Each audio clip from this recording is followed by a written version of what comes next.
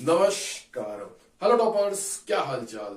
स्वागत है आपके अपने प्यारे से YouTube channel topper history hub पर। तो कैसे हो आप सभी। फतेह सीरीज में आपको मजा आ रहा होगा, उम्मीद करता हूँ। हाँ, लेकिन देखता हूँ व्यूज कम है, लेकिन धीरे धीरे उसमें व्यूज इंक्रीज करें, क्योंकि उसमें भाई मेहनत पूरी अच्छी तरह डाली हुई। अब भाई जो फतेह सीरीज नहीं देख रहा तो भाई फतेह सीरीज देखो, क्योंकि भाई अपन एंशिएंट हिस्ट्री से स्टार्ट कर रहे हैं। टॉपिक वाइज अपन पर्टिकुलर क्वेश्चन पे अटैक करते हुए चल रहे हैं। क्वेश्चंस के थ्रू हम पूरा कंटेंट को स्टडी कर रहे हैं। और जो संडे आएगा, संडे को अपन एक बोलते रैपिड फायर क्वेश्चन सीरीज चलाएंगे, जिसके थ्रू जो अपन ने फतेह सीरीज के अंडर में जो टॉपिक्स कंप्लीट किए हैं उसको हम उसके क्वेश्चंस के थ्रू उस फतेह जो रैपिड क्वेश्चंस आएगा फतेह सीरीज का संडे को, उसको हम उस पर कवर कर लेंगे। तो भैया हमारा एक मॉडर्न हिस्ट्री में अपन पढ़ रहे थे, कौन सा 1858 से 1947 तक का प्रशासनिक और तथा प्रशासनिक परिवर्तन तथा नीतियां। यानी कि 1858 के बाद में जो अंग्रेज थे, क्योंकि हम जानते हैं 1857 क्रांति के बाद में जो हम पे जो शासन कर रहा कौन था। शासन कौन कर रही थी? शासन कर रही थी भैया कंपनी का अस्तित्व खत्म होता है। अस्तित्व किसके अंडर में आता है? अस्तित्व इसके अंडर में आता है ब्रिटिश क्राउन के अधीन। यानी कि भारत का संपूर्ण जो बोलते हैं प्रशासनिक जो भी पूरा है प्रशासन, वो किसके अंडर में आ गया था? ब्रिटेन के क्राउन के अधीन आ गया था, जिसको किताबी भाषा में बोला जाता है कि ना ब्रिटेन के क्राउन के अधीन भारत का प्रशासन आ गया था। हमने इसके बारे में अलग अलग पॉइंट्स स्टडी, तो ये इसका आज लास्ट लेक्चर होगा और इसके बाद हम बात करेंगे कांग्रेस की। तो हम बात करते हैं इसके पिछले लेक्चर में हमने किसकी बात की थी, थोड़ा सा रिवीजन करना जरूरी है। बीच में फतेह सीरीज आ गई थी तो उसमें थोड़ा मेहनत करने लग गया था, तो थोड़ा सा टाइम लग गया था। चलो कोई ना, चलता है। बोलो भैया इतना चलता है। तो हमने पिछले लेक्चर में बात की थी आर्थिक नीतियों के बारे में, अलग अलग पॉइंट बात की थी। उसके बाद हमने आर्थिक नीति बात की थी। आर्थिक नीति पर हमने देखा था कि किस प्रकार अंग्रेजों ने भारत पर आयात शुल्क बहुत कम कर दिया था, यानी कि नए के बराबर। और हम बात करते हैं विश्व में ना कई कई देश थे, उन्होंने अपने जो बोलते स्थानीय व्यापार को बचाने के लिए, स्थानीय व्यापार हो गया, काश्तकारी हो गया, उनको बचाने के लिए उन्होंने क्या किया कि भारी आयात शुल्क लगा दिया।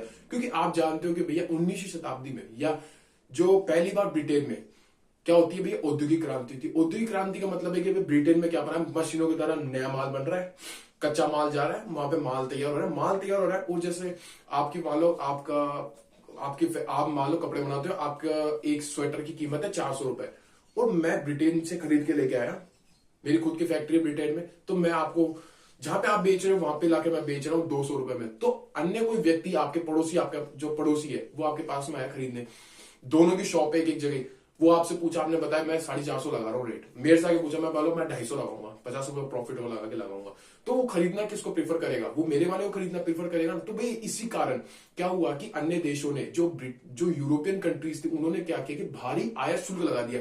आयात निर्यात का कंसेप्ट मैंने पिछले लेक्चर में आपको बता दिया था, कैसे क्या आयात किसको बोलते हैं, निर्यात किसको बोलते हैं। यानी भारी आयात शुल्क लगा दिया गया। इससे क्या होगा कि भाई जो कपड़ा आएगा ब्रिटिशर्स का, वो क्या आएगा, उसमें पहले टैक्स लगा हुआ आएगा, यानी उसकी कीमत पहले बढ़ी हुई आएगी। तो भैया जो वहां के जो लोकल जो लोग होंगे, वो क्या करेंगे, वो प्रीफर ही नहीं करेंगे उसको खरीदना। अब जैसे मान लो कि टैक्स लग के आता है, जैसे मेरा कपड़ा है और आपका कपड़ा है, मेरा ब्रिटिशर्स का कपड़ा है, यानी कि मैंने बाहर ब्रिटेन से वहां से मेरी फैक्ट्री से उठा के लेके आया, और आपका कपड़ा खुद का आपका बनाया हुआ है, आप बेच रहे हो 450 रुपए में, और जो मेरा कपड़ा है, मेरे को यहाँ पे पड़ गया 420 रुपए का, मेरा कपड़ा यहाँ पे पड़ गया 420 रुपए का, और मैं उसको लगा के 450 में तो बेच नहीं सकता, मैं थोड़ा प्रॉफिट और कमाऊंगा, 40-50 रुपए बढ़ा के मान लो मैंने 500 रुपए कर दिया। तो अब जो ग्राहक आएगा, जो वहां का लोकल आएगा, वो किसको खरीदना प्रीफर करेगा? अब जैसे मान लो वो आपके लिए प्रोडक्ट खरीदना प्रीफर करेगा, आपने मान लो कि थोड़ी और रेट कम कर दी। जैसे मान लो यार मैं देखा इसका प्रोडक्ट बिक रहा है, तो मैंने थोड़ा रेट कम कर दिया, मैंने 480 करा, फिर मेरे कुछ ही नहीं होगा, मैंने मान लो 450 कर दिया, आपके पास तो है ना, आप तो थोड़ा और कम कर सकते हो। यानी कि प्रॉफिट किसको रहेगा? जो वहां के जो स्थानीय व्यापार होंगे, यानी कि उनका धंधा चौपट नहीं होगा। लेकिन अंग्रेजों ने यहाँ पे क्या किया, भारत में स्थिति क्या हुई, भारत में स्थिति हुई कि उन्होंने आयात शुल्क को न के बराबर कर दिया। यानी कि वहां का कोई कंपनी वाला है जो ब्रिटिश काम कर रहा है, यानी कि वहां पे कोई फैक्ट्री, वहां से माल उठा के लाएगा और यहाँ पे अपना माल बेचेगा, तो उसको न के बराबर क्या है, टैक्स देना पड़ेगा। जैसे मैं यहाँ का स्थानीय व्यापारी हूं, तो मैंने क्या किया कि मैंने जैसे हुडी पहन रखा हूं अपने टॉपर हिस्ट्री की, तो भाई ये हुडी मैंने बनाई 500 रुपए की, सपोज करो मैंने हुडी बनाई अपने हाथों से 500 रुपए की। अब मैं मार्केट में लेके गया, इसको 500 रुपए बेच रहा हूँ, और सेम वो बंदा आके बोलता है कि भैया ये टॉपर हिस्ट्री की हुडी है, तो आप ऐसा करता हूँ मैं इसको 300 बेचता हूँ। वो वहां से बना के लाया पूरा एज इट इज, पूरा फ्रेम करा के उसको 300 बेच रहा है। तो भैया वहां का जो लोकल होगा, इंडिया का लोकल किसको खरीदना प्रीफर करेगा? वो प्रीफर करने वाला है किसको? जो बाहर का के सस्ता माल है उसको। इसलिए हमारे क्या हुआ कि जो हमारा जो हस्तशिल्प उद्योग, ये हो गया, हमारे जो स्थानीय जो व्यापार हो गए, उनको वो क्या हो गए भाई, पनपने लगे थे, तो वो क्या धीरे धीरे समाप्त हो गए, क्योंकि उनको प्रॉफिट ही मिला। भाई हमारे वाले व्यापारी क्या कर रहे थे कि लोगों को मजदूरी भी कम दे रहे थे, मतलब कम मजदूरी पे ज्यादा काम करवाना, वैसे सारा काम करे, लेकिन भाई उनका धंधा ही नहीं चल पाया। साफ सी बात है, धंधा ही नहीं चल पाया। कितना अगला घाटा में धंधा चलेगा? धंधा की किस लिए किया जाता है? प्रॉफिट के लिए किया जाता है। अगर प्रॉफिट ही नहीं हो रहा, आप नेगेटिव में चलते जा रहे हो, तो उसको चालू करने का कोई मतलब नहीं है। तो आज हम टॉपिक में बात करेंगे भैया जानपद सेवा, यानी कि सिविल सर्विसेज। हम इसको स्टार्ट करते हैं। आ जाओ सारे टॉपर्स, फटाफट आ जाओ, आ जाओ आ जाओ आ जाओ आ जाओ आ जाओ आ जाओ। तो भैया सिविल सर्विस, इससे पहले हम एक बात करते हैं कि भैया भारत में जो सिविल सर्विस थी, एक सेकंड में वायर घूम गया पूरा ये, कि भारत में जो सिविल सर्विस का जनक, क्वेश्चन निकल के आता है कि भारत में सिविल सर्विस का जनक कौन था? कि पढ़ा चुका है मैंने ये सारा पढ़ा दिया है। यानी कि भारत में सिविल सर्विस का जनक जो भारत था, भारत में क्या होगा भैया? सिविल सर्विस का SCS लिख रहा हूं, इसका जनक कौन था? बोलो बोलो, ऑप्शन दूं? कॉर्नवालिस चच्चा? बोले भैया यही आंसर बोलो भैया यही आंसर। कौन आएगा भैया? कॉर्नवालिस चच्चा, कॉर्नवालिस। कॉर्नवालिस क्या होने वाले भैया? कॉर्नवालिस होने वाले भारत में सिविल सर्विस के जनक। देखो क्या हुआ, कहानी बताता हूं आपको कि जैसे यूरोपीय, जैसे पूरा एक मार्कर ले लूं मैं ब्लू, जैसे मान लो ये इंग्लैंड है, यहां है भैया इंग्लैंड। अब भैया इंग्लैंड में क्या है कि बड़े बड़े पद है, तो भैया वहां पे क्या होगी? जो उच्च पद होंगे, उच्च पदों पर जो भर्ती होगी, वो वहां पे होती थी भर्ती किस एग्जाम के द्वारा? सिविल सर्विस की एग्जाम लगती थी, उसके द्वारा वहां पे उच्च पदों की भर्ती होती थी। यानी इंग्लैंड में क्या करना है? अपने उच्च पदों की भर्ती करनी है। उच्च पदों की क्या करनी है भैया? भर्ती करनी है। तो भर्ती करने के लिए उसके द्वारा ली जाती थी एग्जाम। एग्जाम कौन सी ली जाएगी भैया? सिविल सर्विस की। सिविल सर्विस की क्या ली जाती थी? एग्जाम ली जाती थी। जानपद सेवा तो क्या है? सिविल सर्विस को हिंदी में बोलता है, तो इसलिए बोलो भैया जानपद सेवा, आप तो सिविल सर्विस बता रहे, जानपद सेवा क्या बीमारी है? इसको हिंदी वर्जन है, होता है ना इंग्लिश वर्जन, हिंदी वर्जन, तो इसका क्या है भैया? हिंदी वर्जन है। तो यानी कि इंग्लैंड में जो बड़े बड़े पद थे, उन पर नियुक्ति के लिए कि भैया उन पदों को संभाला जा सके, जैसे प्रशासनिक हो गया, पूरा उसके प्रशासन वाला हो गया, तो भैया कंट्रोल, उसके लिए क्या की जाएगी? एक परीक्षा लगाई जाएगी। कौन सी? उच्च पदों की भर्ती के लिए एक परीक्षा लगाई जाएगी। कौन सी? सिविल सर्विस की एग्जाम होगी। जो इस परीक्षा को पास करेगा वो इन पदों पर बैठने वाला है। तो कॉर्नवालिस ने क्या किया कि जो कॉर्नवालिस था, कॉर्नवालिस क्या करेगा? भारत में भी सेम करेगा। तो भारत में उच्च पदों की भर्ती इसने चालू कर दी। अब कॉर्नवालिस क्या करेगा? भारत में उच्च पदों की भर्ती चालू करेगा। अब भैया भारत में तो पद तो होंगे ना अलग अलग, भारत में बड़े बड़े पद होंगे, आप जानते हो भाई भारत में तो मौका मिलेंगे, तो वो बात करेंगे पर आगे। कॉर्नवालिस क्या करेगा भाई? भारत में जो बड़े बड़े पद होंगे, यानी कि उच्च पदों की नियुक्ति चालू करेगा। नियुक्ति हो गया, भर्ती। अब आप बोलोगे भैया भर्ती किस किस की करेगा? ये भर्ती किस किस की करने वाला है? तो देखो, आप तो जानते हो भैया जो ब्रिटिशर्स थे वो भारतीयों को कभी प्रोत्साहित नहीं करते थे कि हाँ भाई ये आए, एग्जाम पास करे, एग्जाम पास करके भैया वो बड़े बड़े पदों पर बैठ के हमें कंट्रोल करे, यानी जो प्रशासन हो गया उनको चलाए। वो ये नहीं चाहते थे, वो चाहते थे कि भैया जो यूरोपियन हो गए वो आके इसको कंट्रोल करेंगे। यानी कि भैया इसमें जो भर्ती होगी, भर्ती किसकी की जाएगी? भर्ती यानी नियुक्ति। जो यूरोपियन थे, यूरोपियों की क्या की जाएगी? भर्ती की जाएगी। यूरोपियों की भर्ती, नियुक्ति लिख लो, यूरोपियों की नियुक्ति की जाएगी। तो भैया ये था कॉर्नवालिस का चक्कर। थोड़ा सा समझ में आ रहा है ये चक्कर? फिर अपन थोड़ी सी और बात करते हैं, थोड़ा सा मैं रफ करता हूं, फिर अपन आते हैं पॉइंट पे। बोलो भैया क्या पॉइंट पे? आ जाओ। अब बात करेंगे अपन 1833 का चार्टर एक्ट। आ जाओ भैया, हमें पता है 1833 चार्टर, थोड़ा इसमें हम नई बात सीखेंगे, उसमें हम थोड़ी नई बात सीखेंगे, यानी कि 1833 का चार्टर एक्ट। अब बोलो भैया क्या बोलता है चार्टर एक्ट? बोलता आपको मैंने सारा बता रहा भैया क्या क्या बोलता है सारा। 1833 में क्या किया गया? इसमें द्वारा बोला गया कि किसी भी व्यक्ति को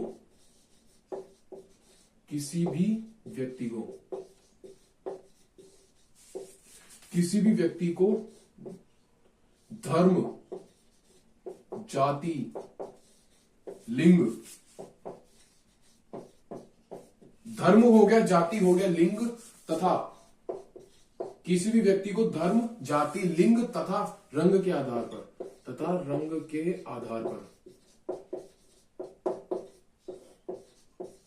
किसी भी व्यक्ति को धर्म, जाति, लिंग तथा रंग के आधार पर कंपनी के अधीन, क्योंकि ये कंपनी का काम कर रही थी उसमें, कंपनी के अधीन क्योंकि 1837 में भी ये कंपनी है, कंपनी काम कर रही है, कंपनी के एकाधिकार समाप्त कर दी संपूर्ण रूप से, लेकिन हम मानते हैं कि उस कंपनी तो काम तो थी, अस्तित्व था ही कंपनी का। तो किसी व्यक्ति को धर्म, जाति, लिंग तथा रंग के आधार पर कंपनी के अधीन सेवा से वंचित नहीं किया जा सकता था। कंपनी के अधीन सेवा से वंचित नहीं किया जा सकता था। सेवा से वंचित नहीं किया जा सकता था, नहीं किया जा सकता था।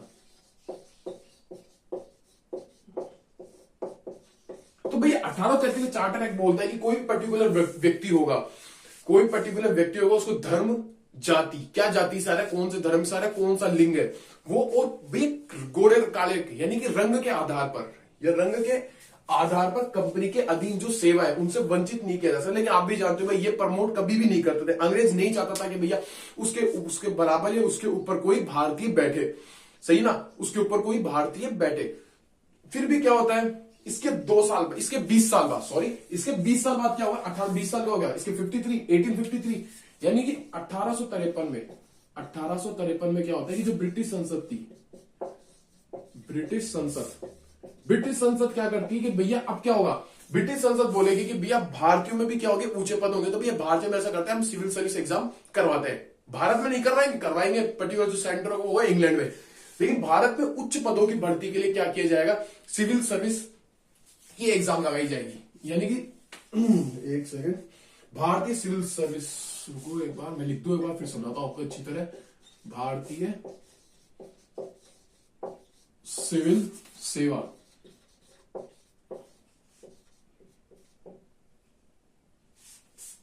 अब इसकी भर्ती के लिए प्रायोगिक परीक्षा होगी।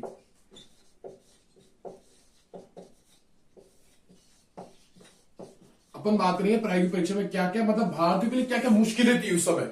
जो भारतीय, अगर मान लो कोई भारतीय उस समय ट्राई करेगा सिविल सर्विस एग्जाम के लिए, तो उसके लिए क्या क्या मुश्किलें आने वाली, तो उस बात करते हैं। 1853 में क्या बोला, 1853 में ब्रिटिश जो संसद थी, ब्रिटिश संसद को क्या बोलते हैं, कांग्रेस के द्वारा बोला जाता है कि भैया अब क्या होगा कि भारत में जो ऊंचे ऊंचे पद होंगे उनकी भर्ती के लिए हम क्या करेंगे, उनकी भर्ती के लिए भारतीय सिविल सेवा, नाम बता दिया भारतीय सिविल सेवा, उसको अपन लिख सकते हैं ISC, इंडियन सिविल सर्विस। अब भर्ती इसके द्वारा होगी, अब इसके द्वारा भर्ती के लिए क्या किया जाएगा, एग्जाम कंडक्ट कराई जाएगी। भर्ती के लिए भैया एक प्रायोगिक परीक्षा होने वाली है। लेकिन भैया अब पर्टिकुलर जो भारतीय होगा उसके लिए क्या क्या कारण होने वाले हैं कि इस एग्जाम को देने के, मतलब कैसे क्या उसकी मुश्किलें बात कर सकते, क्या क्या मुश्किलें नहीं, तो मैं कारण लगा के आपको लिखवाता हूं। पहले आप ही सोचो भैया, इसका परीक्षा जो केंद्र होगा, जो सेंटर होता है, एग्जाम सेंटर कहां है, केवल इंग्लैंड में रहेगा, भारत में नहीं रहेगा। तो अब बात करते हैं एग्जाम सेंटर की। एग्जाम सेंटर कहां पे है, इंग्लैंड में। पहले तो भाई जो तैयारी कर रहा होगा वो जाने से मना करेगा भैया, पहले जो तैयारी कर रहा होगा वो क्या करेगा, जाने से मना करने वाला है। ठीक है भैया, क्यों भैया, इंग्लैंड तो नहीं जाएगा भाई, खर्चा कितना बैठ जाता है इंग्लैंड जाने में, उस समय खर्चा कितना बैठता होगा, मतलब एक जो तैयारी करने वाला मेनली सोच भी नहीं सकता था, यहाँ पे जिसको पैसा है वो जा सकता था, वही तैयारी करना चालू, क्योंकि उसको पता है सेंटर कहां पे है, इंग्लैंड। भारत में क्या है, सेंटर ही नहीं है। पहला पॉइंट समझ में आया, बोलो हाँ भैया, पहला पॉइंट हमारे क्रिस्टल क्लियर है, घटना सच्ची भी है और अच्छी भी है। अब बात करते हैं पॉइंट नंबर बी की। बोलो भैया आपने एग्जाम सेंटर तो बता दिया, अब पेपर का पैटर्न क्या होगा, यानी कि जिसको बोलते हैं सिलेबस। थोड़ा सा सिलेबस के बारे में बताओ। सिलेबस उसका ऐसा था कि जो अंग्रेजी माध्यम के है, यानी कि इंग्लिश मीडियम के थे, उनके लिए वो बोलते ना अनुकूल था। अब बात करते हैं सिलेबस की। इसका जो सिलेबस रहने वाला था वो अंग्रेजी माध्यम के विद्यार्थियों के लिए अनुकूल था।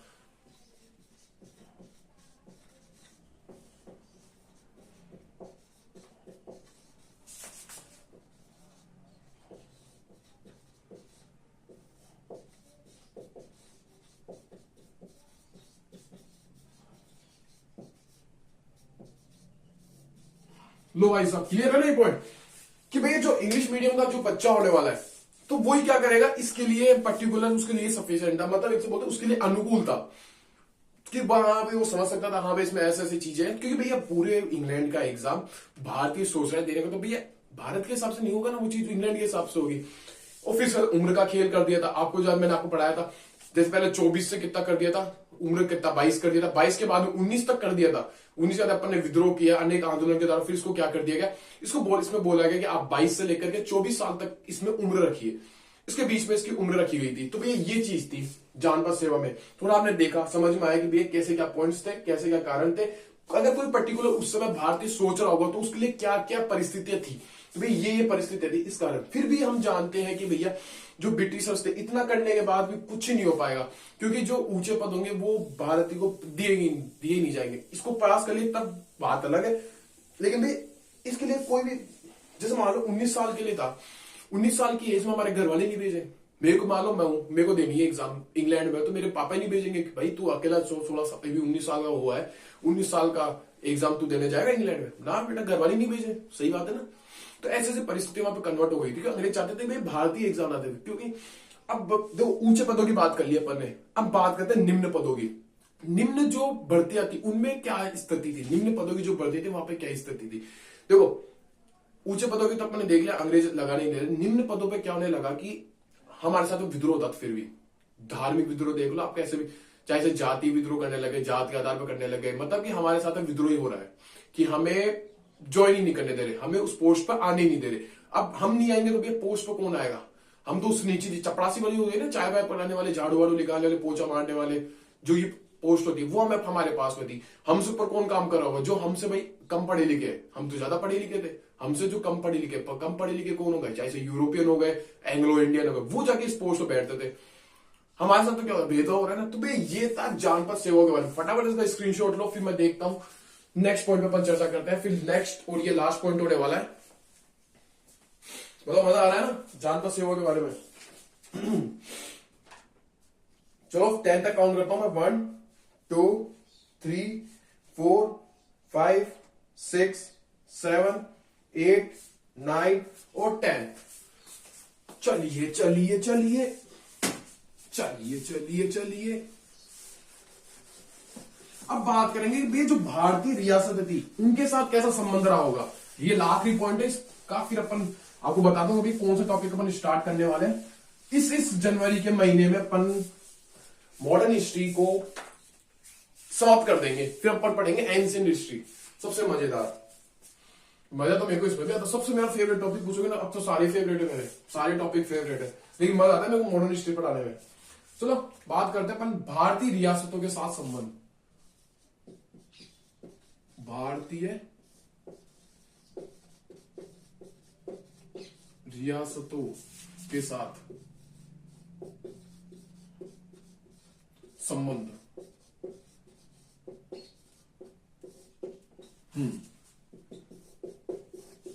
चलो इसमें थोड़ी कहानी पर चर्चा करते हैं। कोई कहानी वाले पार्ट है, जितनी समझने वाला टॉपिक है, क्योंकि पेपर देना होता है, किसी को यूपीएससी का, किसी को जैसे आरएस का देना है, कोई राजस्थान का है, कोई पीसीएस का है, क्या है एमबीबीएस, यूपीएस, जितने भी एग्जाम सारे अपन बताते हैं।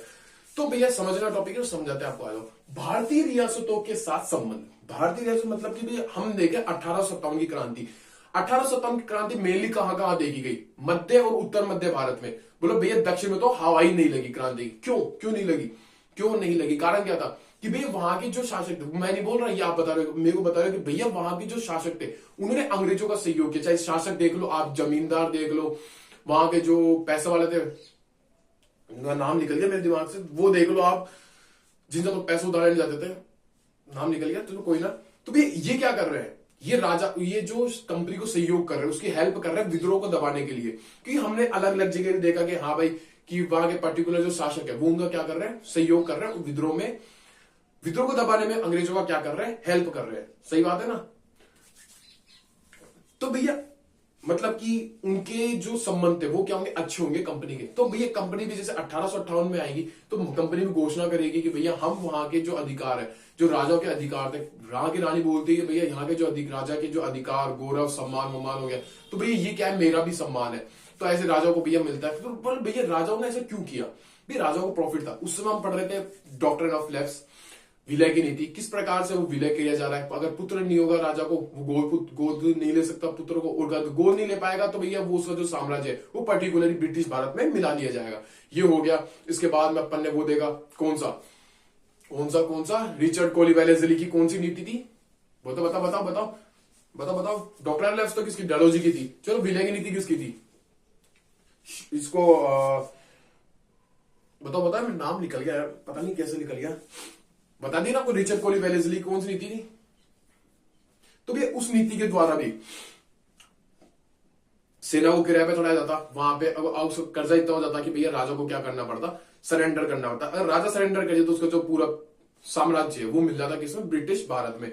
यानी कि हमने देखा कि भैया राजा अपने प्रॉफिट के लिए, इसके बाद राजा को प्रॉफिट क्या मिलता है कि भैया जो विलय था उसको समाप्त कर दिया गया, यानी विलय की जो नीति थी उसको समाप्त कर दी। यानी कि भैया राजा का जो साम्राज्य होगा उसको अंग्रेज ब्रिटिश भारत में मिलाया नहीं जाएगा, लेकिन भैया जो राजा था उसके ऊपर कुप्रशासन लगा सकता है। राजा पर क्या लगा सकते हैं भैया, राजा पर हम लगा सकते हैं कुप्रशासन। ठीक है, कुप्रशासन आता है, राजा को हटा देंगे अपन। कई एक एग्जांपल लेकर बताऊंगा कौन सा क्या राजा था जिसको कुप्रशासन के आधार पर लगाया गया था। आज बात करते हैं इस टॉपिक पे। टॉपिक है भारतीय गैस संबंध के साथ संबंध। 1857 की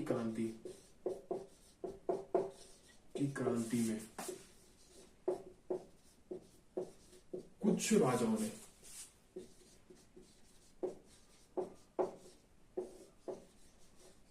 जो पर्टिकुलर कुछ राजा थे उन्होंने क्या किया, कुछ राजाओं ने कंपनी का साथ दिया। कंपनी हो गया या ब्रिटिश साम्राज्य,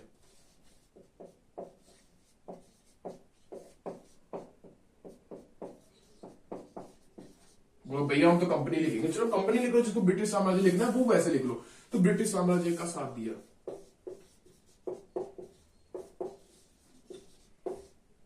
यानी कि साथ दिया मतलब कि उनके जो विद्रोह थे 1857 में, विद्रोह पर्टिकुलर जो विद्रोह हुआ उस विद्रोह को उन्होंने क्या करा, मिलकर दबाया। तो ये बात हो गई। अब क्या होता है कि इसी के बाद में 1858 में महारानी द्वारा कहा गया,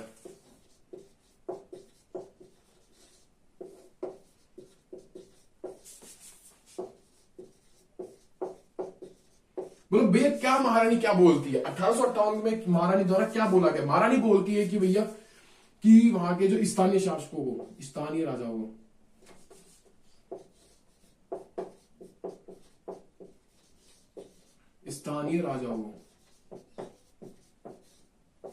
जो वहां के स्थानीय राजा थे, स्थानीय राजाओं के अधिकारों,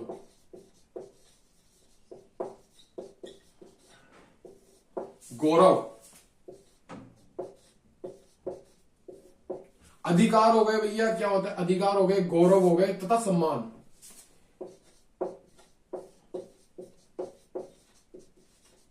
क्या हो गया भैया, महारानी द्वारा कहा गया कि स्थानीय राजाओं के अधिकारों, गौरव तथा सम्मान को मेरे सम्मान के बराबर माना जाता है, या मेरे सम्मान के बराबर मानती हूं। सम्मान को मैं अपने सम्मान के बराबर मानती हूं, मैं अपने सम्मान के बराबर मानती हूं।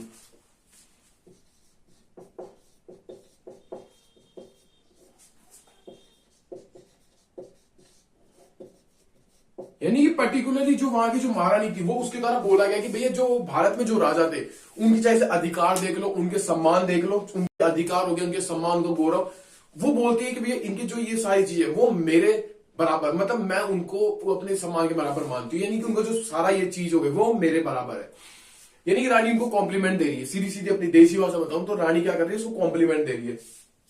अब जैसे बात करें 1857 में कुछ निकल के भी आते हैं, जैसे आप बोलो भैया एग्जांपल बता दो, जैसे अपने देख लो हैदराबाद हो गया, जींद हो गया, पटियाला, वो सारे इसी में आते हैं जिन्होंने साथ दिया था। ये हो गया। फिर अपन क्या जानते हैं भैया, अब इसके बाद में क्या किया गया, इसके बाद में क्या किया गया भैया, जो विलय था, विलय की नीति को समाप्त कर दिया गया। यानी कि विलय की नीति को समाप्त, विलय नीति को समाप्त कर दिया गया। विलय की नीति को क्या कर दिया जाएगा, ये समाप्त कर दिया गया। लेकिन लेकिन लेकिन बट किंतु परंतु बट विलय की नीति को समाप्त कर दिया, परंतु भैया राजा पर क्या लगाया जा सकता है,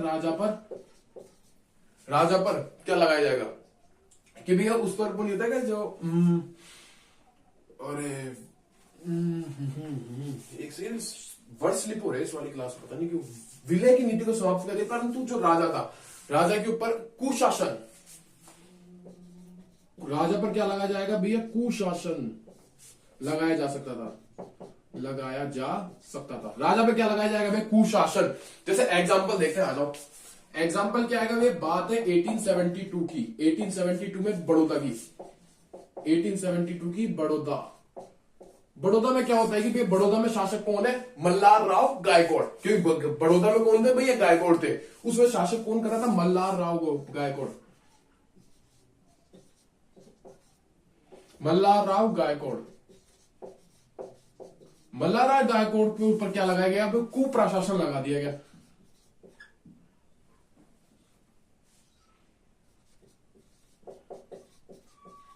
मल्हार राव गायकवाड़ पर कुशासन लगा दिया, कुप्रशासन लगा दिया कि हाँ भाई आप कुप्रशासन कर रहे हो। साथ ही में इसने क्या किया कि जो ब्रिटिश रेजिडेंट था उसको विष पिला दिया, मतलब विष मारने की ट्राई किए थे। हाँ भाई इसको विष पिला के हम सोचे कि भैया मार देते हैं, लेकिन उसको विष पिलाने के लिए, उसको समाप्त करने के लिए, उसको मारने के लिए क्या किया गया?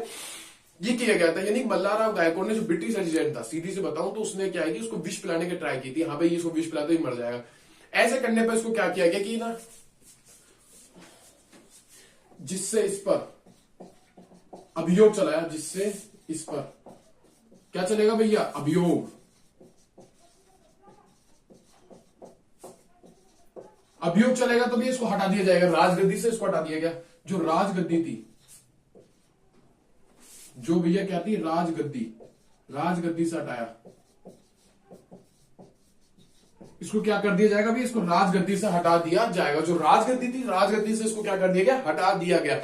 लेकिन आप बोलेगे भाई राजगद्दी से हटा दिया तो उसको साम्राज्य मिला दिया जाएगा। मैंने क्या लिखा है? विलय नहीं करेगा। जो ब्रिटिश साम्राज्य अब विलय नहीं करेगा, कुप्रशासन लगा देगा, कुप्रशासन नहीं कुशासन लगा देगा, लेकिन विलय नहीं करेगा। विलय नहीं करेगा तो बोलो भैया इसको हटा दिया, कौन बनेगा?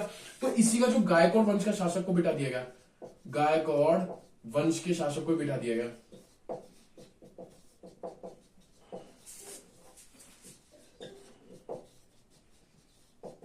लो भैया फटाफट स्क्रीनशॉट लो, मैं करता हूं 5 तक काउंट। फटाफट करो, फटाफट। 1 2 3 4 और 5। चलो कुछ 1-2 पॉइंट्स और लिखते हैं, खत्म करते हैं टॉपिक को, मजा आएगा। अब 1862 में जो कैनिंग था उसके द्वारा कुछ कहा गया, उसने मतलब स्पष्ट कर दिया था 1862 में। बात करते हैं कैनिंग की। 1862 में जो कैनिंग था, कैनिंग ने स्पष्ट कर दिया, कैनिंग ने स्पष्ट रूप से कहा। बोलो भैया क्या कहा कैनिंग ने? कैनिंग बोलता है कि भैया जो ब्रिटिश क्राउन है, ब्रिटिश क्राउन, बोला हाँ भैया जो ब्रिटिश क्राउन है वो भारत में, ब्रिटिश क्राउन भारत में। 1862 में कैनिंग द्वारा कहा गया कि भैया जो ब्रिटिश क्राउन है, जो ब्रिटिश क्राउन है ना वो भारत में सर्वोच्च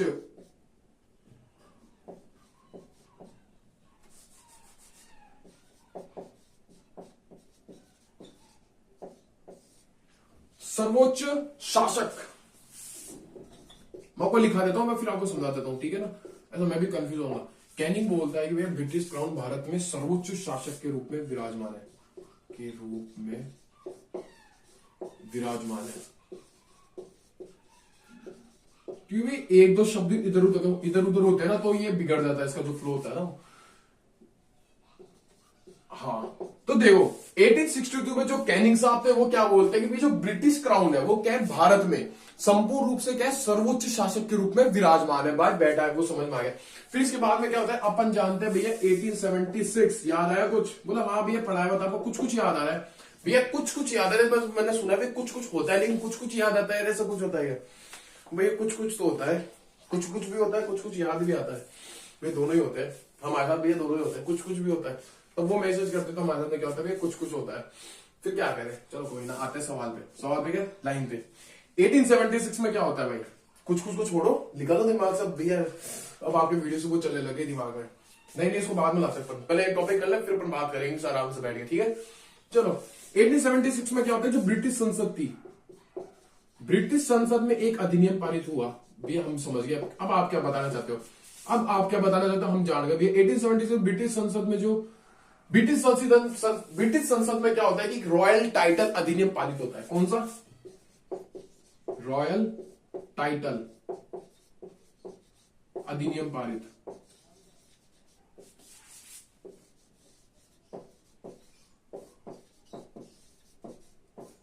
क्या होता है भाई? जो ब्रिटिश संसद थी, ब्रिटिश संसद में रॉयल टाइटल अधिनियम पारित था। भैया अब तो हम समझ गए यार, इतना तो आपने इसको 4-5 बार पढ़ा चुका। रॉयल टाइटल अधिनियम क्या था कि भैया ब्रिटिश की जो महारानी थी उसको रॉयल टाइटल अधिनियम के द्वारा केसर ए हिंद की उपाधि दी गई। इसके द्वारा जो महारानी होगी, एक और बताओ महारानी का सामग्री याद आया? हाँ यार भैया दिमाग के पुर्जे खुल गए। रॉयल टाइटल अधिनियम के द्वारा क्या किया, जो महारानी थी उसको दी जाती है क्या, केसर ए हिंद की उपाधि, केसर ए हिंद की उपाधि। क्लियर भैया, केसर ए हिंद की उपाधि भी क्रिस्टल क्लियर। तो 1870 का ही, इसके एक साल बाद भैया हम आपको एक और लाइन बताते हैं भैया, ऐसा वैसे देख रहे हैं आप बता रहे हो भैया को, भैया 1877 में इसी के एक साल जनवरी में क्या होता है कि जो दिल्ली होती है, दिल्ली में लगता है भैया एक भव्य दिल्ली दरबार। दिल्ली दरबार का क्या किया जाता है, आयोजन किया जाता है। तो ये, लेकिन अपन देखे ना ये सारी चीजें तो हो गई, लेकिन आपको कुछ बात समझ में आ रही है कि मतलब कि एक तरह से जो भारत का जो शासक है वो एक तरह से इनका वो हो गया है कठपुतली, मतलब कठपुतली मात्र शासक रह चुका है यार, क्या करें। कंपनी जो बोल रही है वो वैसा कर रहा है, कंपनी की सहायता कर रहा है। फिर किस प्रकार से हम आजाद होंगे, हम किस प्रकार से आजाद होंगे, ये प्रोसेस आप देख रहे होंगे, आगे तक चलती रही। फिर जैसे अपन आजाद होते 23 जून 1947 जो माउंटबेटन योजना थी, उसके द्वारा कंपनी की जो ब्रिटिश क्राउन होता है ना, ब्रिटिश क्राउन की सर्वोच्चता समाप्त कर दी गई। ये लिखा देता हूं एक लाइन और, अच्छी लगती है लाइन मेरे को बहुत, यानी कि 23 जून 1947 को, 23 जून 1947 को क्या किया गया कि भारत से क्राउन की सर्वोच्चता समाप्त कर दी गई, क्राउन की सर्वोच्चता समाप्त कर दी गई। ये कौन सी थी, माउंटबेटन योजना के द्वारा।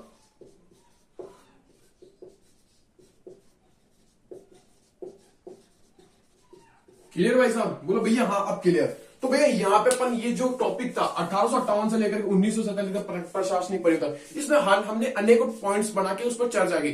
चाहे से हमारा देख ले केंद्रीकरण, विकेंद्रीकरण, किस प्रकार से हमारा केंद्रीकरण किया है, वो आर्थिक नीति है, किस प्रकार से आर्थिक नीति, कैसे हमारा कर बढ़ रहा है, जो आयात करता उसको किस प्रकार से कम कर दिया गया, वो मैंने देखा। किस प्रकार से हमारे हस्तशिल्प उद्योगों को कम किया गया। अब इसके बाद आज मैंने 2 पॉइंट चर्चा की, चाहे से अपने जो सिविल सर्विस एग्जाम थी, जानपद सेवाओं के बारे में बात की, और भारतीय रियासत के साथ क्या क्या संबंध थे उनके, उसके बारे में बात की, और हमने अनेक उस पर बात की, बात हो चुकी इसमें। तो भैया ये टॉपिक को हम करते हैं यहाँ पे समाप्त। अब हमारा जो नेक्स्ट लेक्चर होने वाला है वो होने वाला है कांग्रेस की पढ़ने से। ऐसा नहीं है कि भैया कांग्रेस है सीधे इनके बारे में पढ़ा कि इनके कौन कौन से अधिवेशन थे, ये इसका अध्यक्ष, ये इसका अध्यक्ष, ये बताइए, ये तो आएगा भाई, ये तो आएगा, लेकिन इसको पढ़ने का तरीका होता है अच्छा तरीका क्या होगा भैया, किस प्रकार हम अच्छे तरीके से वो पढ़ सकते हैं। अच्छा तरीका ये होगा कि भैया कांग्रेस से पहले भारतीय ने कुछ प्रयास किए होंगे कि भैया हम एक संगठन बनाए, तो भैया उस संगठन से रिलेटेड कुछ अन्य संगठन बने होंगे, उसके बाद में कांग्रेस आई होगी। ऐसा तो नहीं डायरेक्ट कांग्रेस आई। एओ ह्यूम साहब आए 1885 में, बोला कि भैया हम लगाते हैं कांग्रेस की स्थापना कर दें। उससे पहले कुछ संगठन आएंगे, उनके द्वारा इन्होंने ये करके फिर ये कांग्रेस का निर्माण किया होगा। कांग्रेस के बाद उसके अलग अलग अधिवेशन, कांग्रेस का पहला चरण, द्वितीय चरण, तृतीय चरण को बोलते हैं गांधीवाद, तो अपन गांधी युग में पढ़ेंगे, तब जाके ये कांग्रेस समाप्त होगी। ऐसा अपन इस तरह से पढ़ेंगे अपन कांग्रेस को। कांग्रेस के बाद में जो बचेगा उसको अपन बांटेंगे 3 भागों में, 3 भागों बांट के उसको कंप्लीट कर देंगे। लगभग 15 से 20 लेक्चर में अपन ये खत्म कर देंगे मॉडर्न हिस्ट्री का। तो लगेगा टाइम, क्योंकि मैं कंटेंट अच्छा मैं ट्राई करता हूँ अच्छे से अच्छा कंटेंट आपको प्रोवाइड कराने का, वो मेरा काम है। क्योंकि भैया छोटा मोटा कंटेंट पढ़ा के क्या मतलब है, पढ़ाओ अच्छा कंटेंट पढ़ाओ, जो देखने वाले जो बच्चे उनके भी क्या है काम में है। तो भैया ये टॉपिक होता है यहाँ पे समाप्त। तो आज के लिए इतना ही। सब अपना ध्यान रखो, मिलते अपन नेक्स्ट लेक्चर में। जय हिंद, जय भारत, राधे राधे।